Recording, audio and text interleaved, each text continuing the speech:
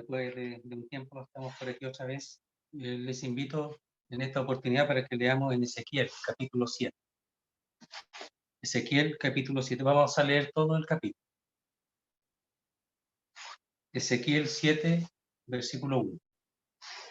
Dice así: Vino a mí palabra de Jehová diciendo: Tú, hijo de hombre, así ha dicho Jehová el Señor a la tierra de Israel. El fin viene sobre los cuatro extremos de la tierra. Ahora será el fin sobre ti, y enviaré sobre ti mi furor, y te juzgaré según tus caminos, y pondré sobre ti todas tus abominaciones.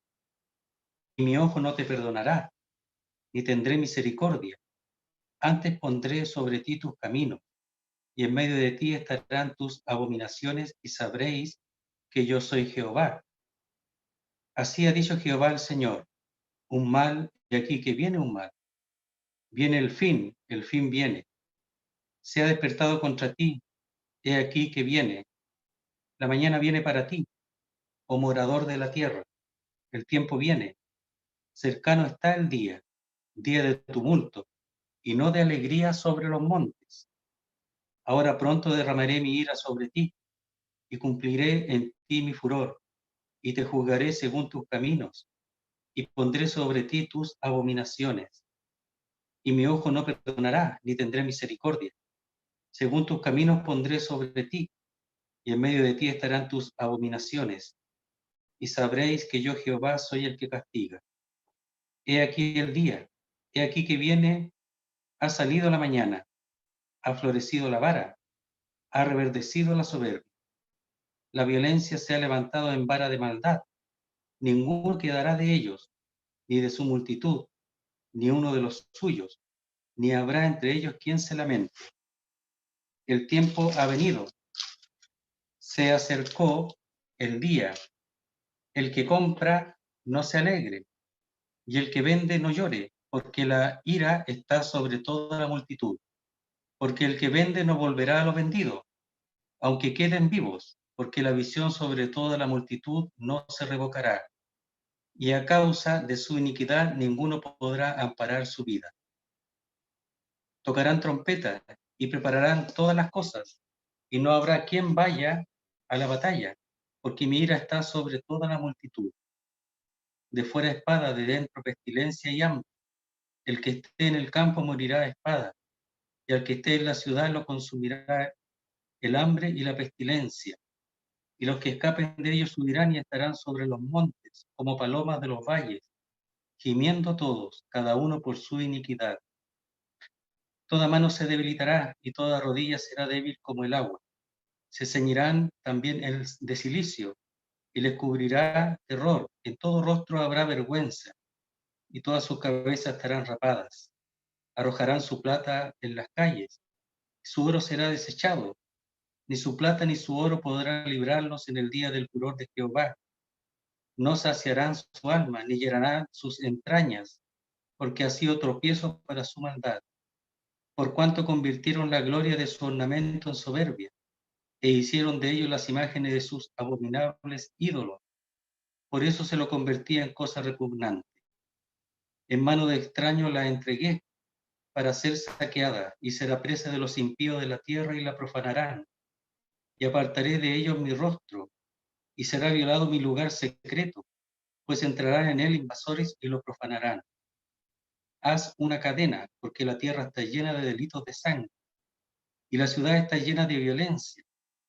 Traeré, por tanto, los más perversos de las naciones, los cuales poseerán las casas de ellos, y haré cesar la soberbia de los poderosos, y sus santuarios serán profanados. Destrucción viene y buscarán la paz, y no la habrá.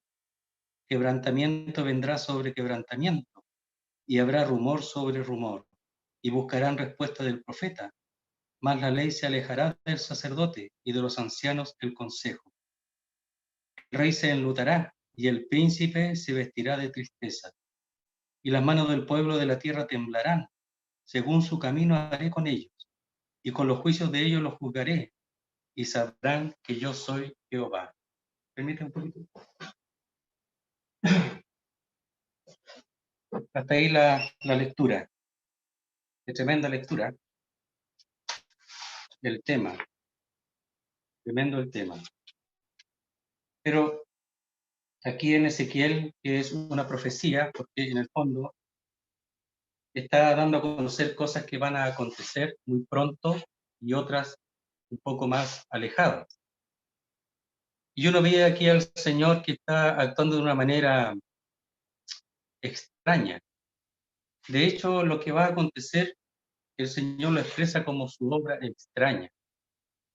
Dios es amor, Dios es amor, Dios es santo.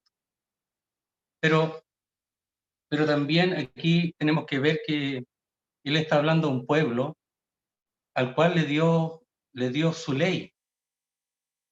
Y esta ley es la ley de Dios que tenía que ser cumplida.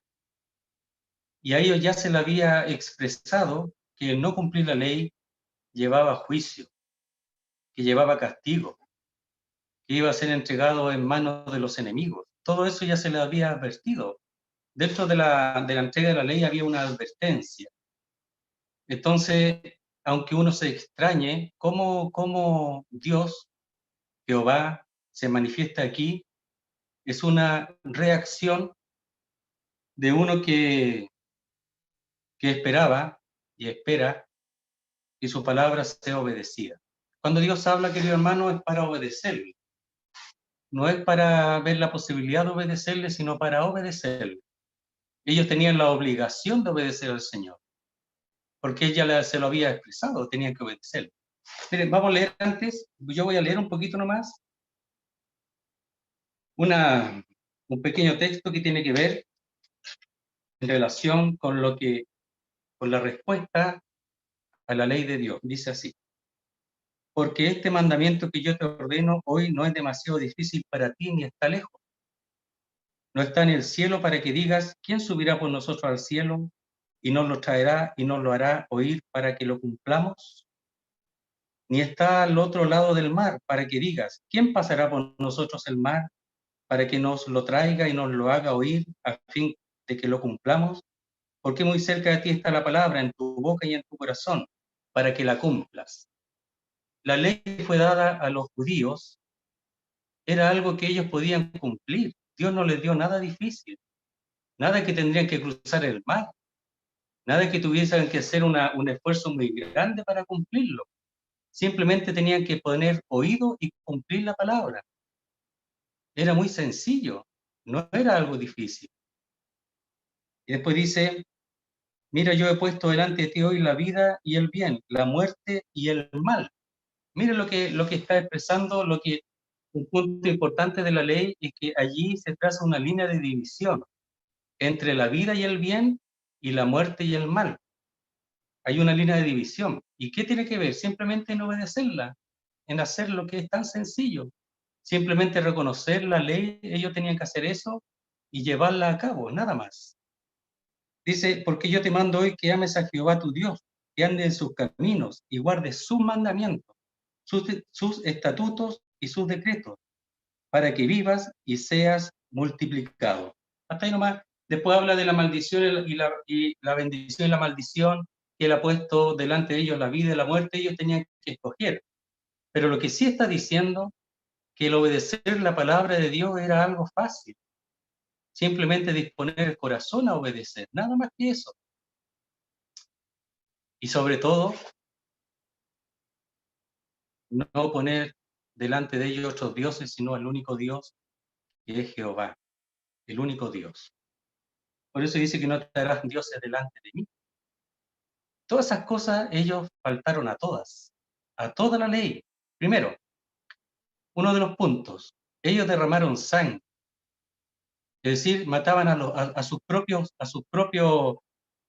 los hijos de Israel, los mataban a los mismos israelitas, derramaban sangre. Ellos hicieron otros dioses. Después aquí en este texto habla que incluso, aunque en un punto el oro y la plata lo toman como algo que ellos dependían de ellos para poder comprar, etcétera, pero también lo usaron para hacer sus ídolos.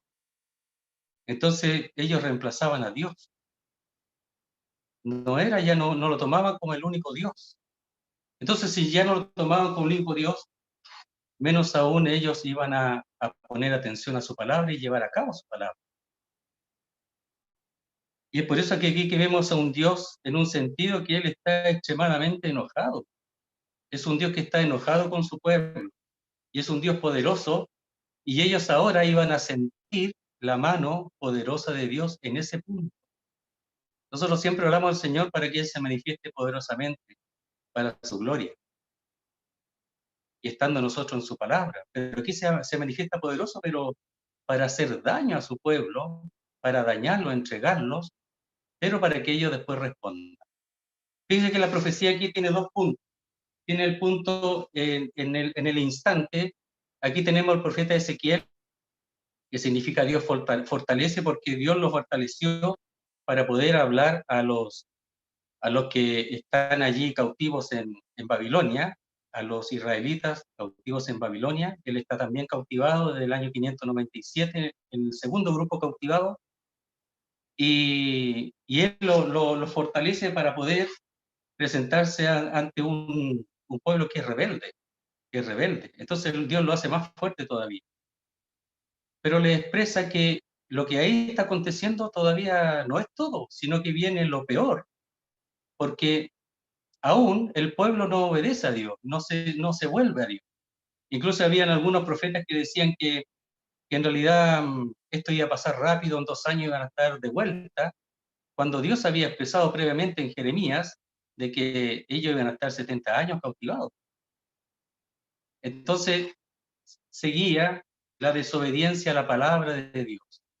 Entonces Dios ahora actúa, y en este punto aquí, en el capítulo 7, viene desde antes sí, pero en el capítulo 7 está hablando de que Él ahora va a actuar, y ellos van a ser castigados, y van a ser entregados a un pueblo extraño, que son los babilonios, y que ellos iban, y que incluso el Jerusalén y el templo van a ser destruidos, y van a ser muertos muchas personas, algunos por hambre, pestilencia, otros por la espada, otro el mismo Dios iba a ir detrás de ellos, usando a los caldeos para que sean muertos y destruidos. Entonces, hermano, aquí vemos un Dios que está enojado, está enojado. Pero fíjese que en el capítulo, si ustedes lean después, porque mi deseo es decir algo general y algunos detalles nada más. Si ustedes ven del capítulo 8 al 11, ven primeramente que la gloria de Dios va abandonando, porque Ezequiel es llevado hacia Jerusalén, porque él está en Babilonia, cautivado, pero es llevado a Jerusalén por el Espíritu, es llevado allá, para que él pueda observar lo que está aconteciendo allá en Jerusalén. Y se ve todas las abominaciones, la idolatría del pueblo de Dios, incluso de los sacerdotes, de los que conocen la ley y los que estaban para enseñar la ley, cómo ellos tenían sus propias motivaciones idolátricas y dejaban a Dios de lado. Y ellos decían, Dios no va a venir, Jehová no se presenta, está ausente, hagamos lo que nosotros queramos. Y ese motivo de la idolatría y del abandono de la palabra de Dios es lo que, es lo que Dios presenta para que ellos se den cuenta que es correcto de que ellos sean castigados como lo serán, del capítulo 8 al 11 de este libro. Es realmente tremendo el abandono de Dios, cómo ellos se volvieron a los ídolos e incluso se volvieron a aquellas idolatrías de las naciones, incluso de los caldeos, por los cuales ahora iban a ser invadidos y también cautivados. Veamos un poquito nomás los primeros versículos. Dice así, de ahí vamos diciendo algunas cosas. Dice, vino a mí palabra de Jehová diciendo, tú, hijo de hombre, así ha dicho Jehová el Señor a la tierra de Israel. Es decir, Dios ahora está hablando, pero está hablando ahora en el nuevo escenario. Dios ha hablado a Israel en un escenario distinto, en donde le da la palabra de Dios, en donde le llama a obedecer, en donde le llama a que no tengan otros dioses, a que el obedecer iba a ser bien y vida. Pero ahora le va a hablar en un ambiente muy distinto, en el cual yo les aseguro que Dios nunca hubiese deseado hacerlo, pero Él tiene que hacerlo así, de esa manera. Dice, el fin viene. Dice, sobre los 4 extremos de la tierra. Aquí la mejor traducción es que el fin llegó, el fin llegó. Es decir, es algo que ya está hecho. No es algo que viene, el fin llegó. En ese momento, cuando Dios se está manifestando, es que ya está hecho. No literalmente, porque todavía aquí, todavía no ha sido plenamente destruido Jerusalén y el templo, pero aquí dice que el fin llegó, ya está hecho. Para Dios ya está efectuado plenamente. Y es la destrucción de Jerusalén y del templo. Fíjese que el tema de toda la Biblia, alguna vez lo he mencionado, es la gloria de Dios, es la gloria de Jehová. Aquí en el capítulo 1 se presenta la gloria del Señor. Si ustedes lo ven en Ezequiel, se presenta a Ezequiel. Me parece que por distintos motivos. Primero, porque la gloria de Jehová es lo esencial en toda la escritura y en toda la profecía. La gloria de Jehová. Fíjese que también, ¿por qué? Porque Ezequiel es sacerdote, es de familia sacerdotal. Algunos dicen que nunca alcanzó a funcionar como un sacerdote, pero ¿saben qué? Aquí en Ezequiel me parece que él sí está funcionando como un sacerdote. Primero porque está la gloria de Jehová que él ha visualizado, y segundo porque una de las funciones de los sacerdotes es dar a conocer la ley, entregar la ley. Y eso es lo que está haciendo aquí. Él está entregando la palabra de Dios, la ley de Dios, la palabra de Dios al pueblo que está allí cautivado. A mí me parece que sí está funcionando como sacerdote Ezequiel en este caso. Pero ¿saben qué? La gloria, como hemos dicho en el capítulo 8 al 11, deja Jerusalén. ¿Por qué lo deja? Porque lo entrega Jerusalén y el templo. Fíjese que dos ataques ha hecho Nabucodonosor a Jerusalén y ha llevado cautivo incluso de los tesoros del templo, pero el templo todavía está en pie y la gloria de Jehová todavía está ahí. Pero ahora, antes de este tercer ataque, la gloria de Jehová se aparta y llega hacia el monte de los olivos. Eso lo pueden ver del capítulo 8 al 11. ¿Y por qué? Porque ahora se ha entregado totalmente a los babilonios, que van a destruir y a quemar el templo y la ciudad. Se aleja, se va. Y de ahí nunca más en el templo ha habitado, hasta el día de hoy, nunca más ha habitado la gloria de Dios en el templo. Nunca más. Pero saben, dentro de este juicio y castigo que hemos leído aquí en el capítulo 7, está al final de este libro el hecho del templo, que probablemente sea el templo milenario, que será levantado, y en donde la gloria del Señor morará y habitará. Y estarán con él su pueblo. Israel estará allí. Estará allí. Entonces Dios va a cumplir, a pesar de este momento triste y esta obra extraña de Dios, Él va a habitar en paz en ese tiempo del milenio en medio de su pueblo. Y su pueblo plenamente restaurado. Dice, verso 3, ahora será el fin sobre ti, y enviaré sobre ti mi furor, y te juzgaré según tus caminos. O sea, Dios responde a lo que hace, en este caso, el pueblo de Dios. Claro, se le había advertido que su camino, el camino del bien y de la vida, era trazado a través de la ley, del cumplimiento de la ley. Ellos faltaron prácticamente a todos los puntos de la ley, a todos. Por tanto, sus caminos eran torcidos, y ese, según leemos ahí en Deuteronomio capítulo 30, es maldición, es muerte. Y es lo que cae sobre ellos. O sea, Dios está respondiendo exactamente como Él ya lo había dado a conocer. No es algo que a Él se le ocurrió en el momento, sino Él ya lo había dado a conocer. Y ellos lo sabían. Es increíble, hermanos, cómo este pueblo, que son los hijos de Dios, pueda llegar a cauterizar tanto su mente y su corazón. De tal manera que persiste en no obedecer a Dios, sabiendo, según la misma palabra de Dios, que eso le llevaría a castigo. Lo que pasa es que ellos no lo creían. Ellos pensaban que era algo que Dios nunca iba a hacer y ahora lo estaban de alguna manera viviendo, pero todavía no vivían todo porque faltaba el último ataque al pueblo, a Israel y a Jerusalén, en especial el templo, en donde iba a ser destruido. ¿Y qué significaba eso? Que ellos tenían la esperanza de volver. Y el hecho, para volver, primero tenía que estar en pie el templo y la ciudad. Y el hecho de la destrucción, de la noticia que da Ezequiel que iba a ser totalmente destruido, le quita toda la esperanza a ellos de volver. Por tanto, el tiempo de castigo, ellos iban a tener que cumplirlo en cautiverio, los 70 años que habla Jeremías en el capítulo 25. Entonces dice, ahora será el fin sobre ti y enviaré en el verso 3 sobre ti mi furor y te juzgaré según tus caminos y pondré sobre ti todas tus abominaciones. Ahí también se puede traducir, dice, y pondré sobre ti las consecuencias de tus abominaciones. Está hablando de la idolatría, está hablando de la impureza. Era un pueblo que vivía en impureza, era un pueblo idólatra, y era el pueblo de Dios. ¿Es posible eso? Aquí aconteció.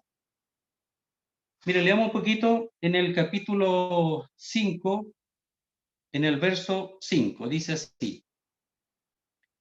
Así ha dicho Jehová el Señor, esta es Jerusalén, la puse en medio de las naciones y de las tierras alrededor de ella, es decir, estaba en un punto central. Y ella cambió mis decretos y mis ordenanzas en impiedad más que las naciones. O sea, la palabra de Dios, que es santa, que es perfecta y que es justa, ellos la cambiaron, la trocaron, dice, en impiedad más que las naciones y más que las tierras que están alrededor de ella, porque desecharon mis decretos y mis mandamientos y no anduvieron en ellos. ¿Saben lo que desechar? Es decir, que la Biblia no significa nada, no tiene ni un valor. Para ellos la escritura no tenía ni un valor, la desecharon totalmente. Andaban con la Biblia, con la escritura, pero la desecharon totalmente. Es una actitud delante de Dios, o sea, no es algo delante de los hombres, sino delante de Dios. Por supuesto afectaba este testimonio delante de los hombres porque ese era el pueblo de Dios y era un pueblo que había desechado su palabra y ahora Dios lo está castigando. Y el nombre del Señor es el que está en juego aquí.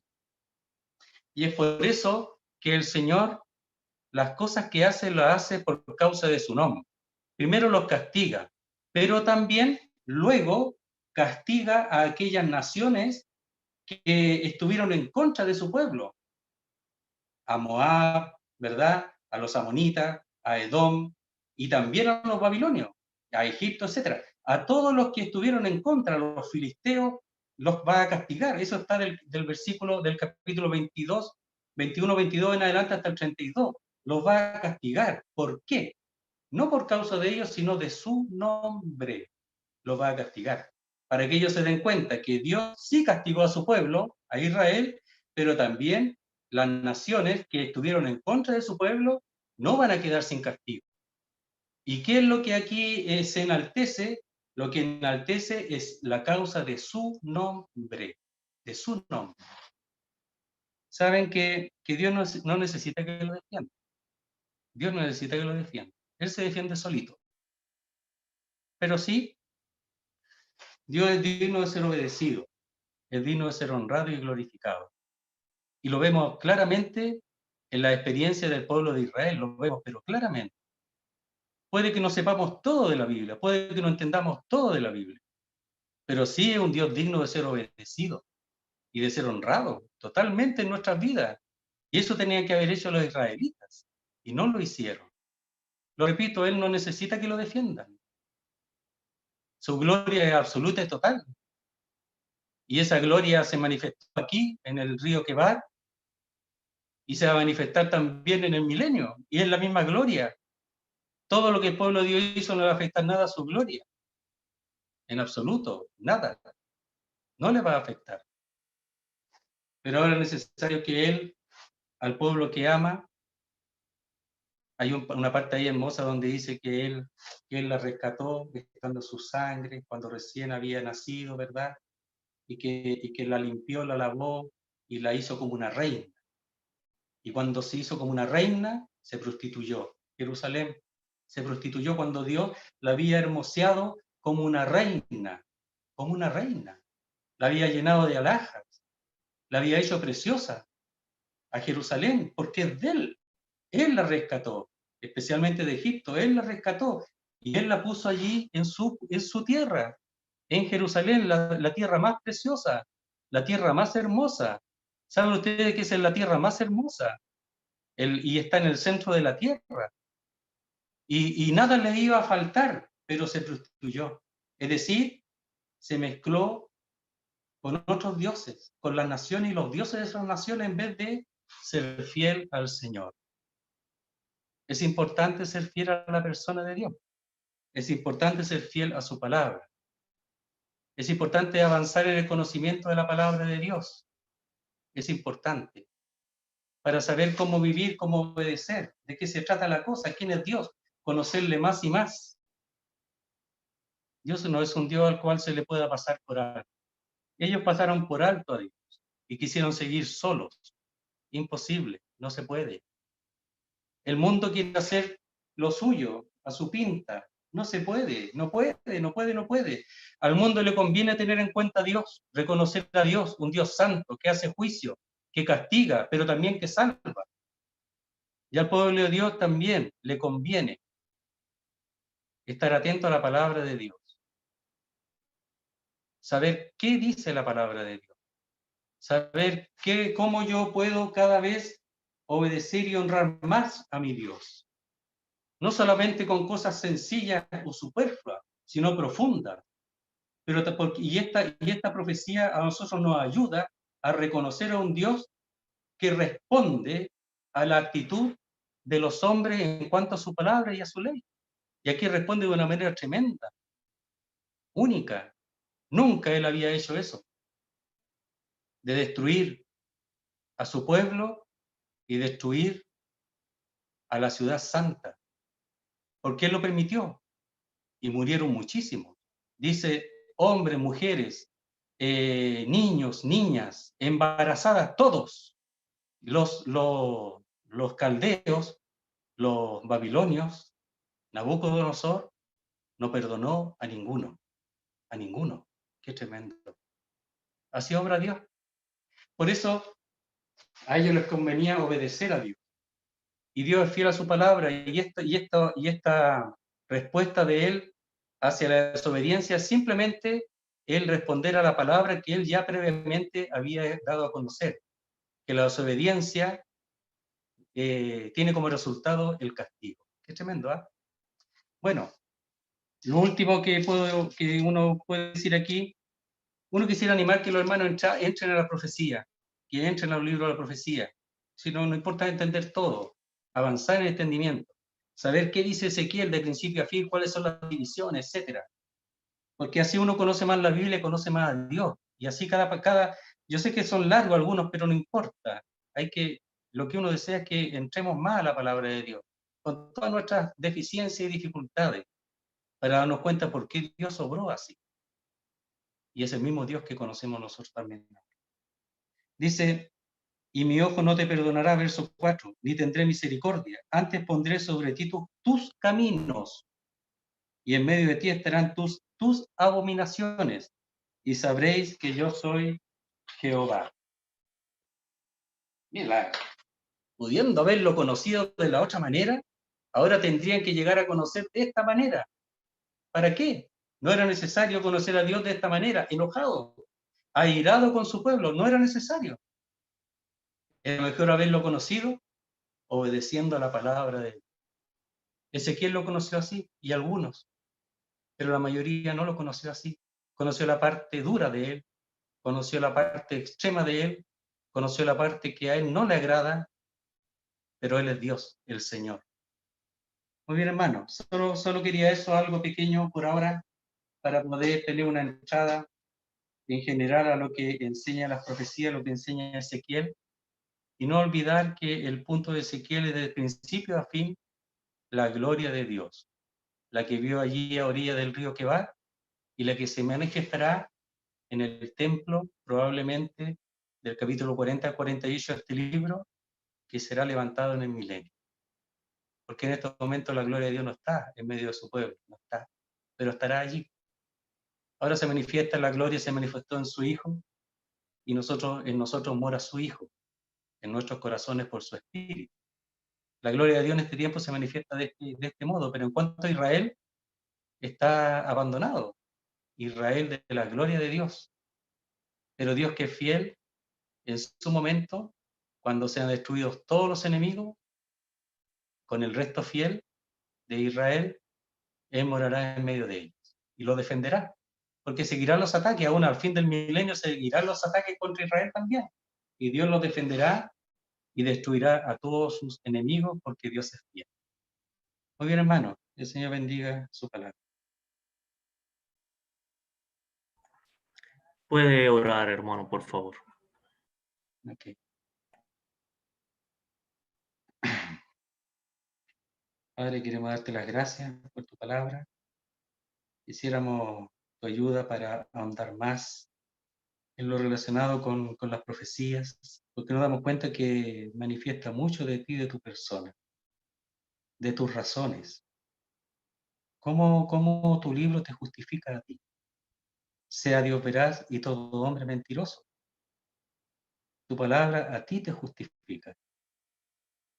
Rogamos tu ayuda para seguir avanzando en ello, que podamos cada vez ocupar bien el tiempo, para que tu palabra cada vez tenga una mayor solidez bíblica en cuanto a la enseñanza. No una cosa así eh, superflua, sino más profunda de tu palabra, que pueda calar nuestros corazones y darnos cuenta de que no solamente mencionar tu santidad, sino ver en experiencia por tu palabra lo que es tu santidad, lo que ella pesa, y para que nosotros también temamos en ese sentido y seamos obedientes a tu palabra y nos cuidemos en nuestras vidas delante de ti. Es verdad que la salvación no se pierde. Acá, en cuanto a los israelitas, la muerte era la muerte física. Ellos estaban en juego la muerte física en cuanto a la ley, y de hecho muchos murieron tristemente. Pero en cuanto a lo nuestro también, el Nuevo Testamento habla de la muerte física en cuanto a tu juicio, en primero los Corintios, pero sabemos que estamos seguros en ti, pero quisiéramos poder alcanzar la gloria habiendo hecho todo para poder honrarte a ti en nuestras vidas. Ayúdanos en nuestra salud, que es débil, sigue ayudándonos para poder servirte, Señor, según tu voluntad y delante de ti. Te damos las gracias en el nombre bendito de nuestro Salvador, el Señor Jesucristo.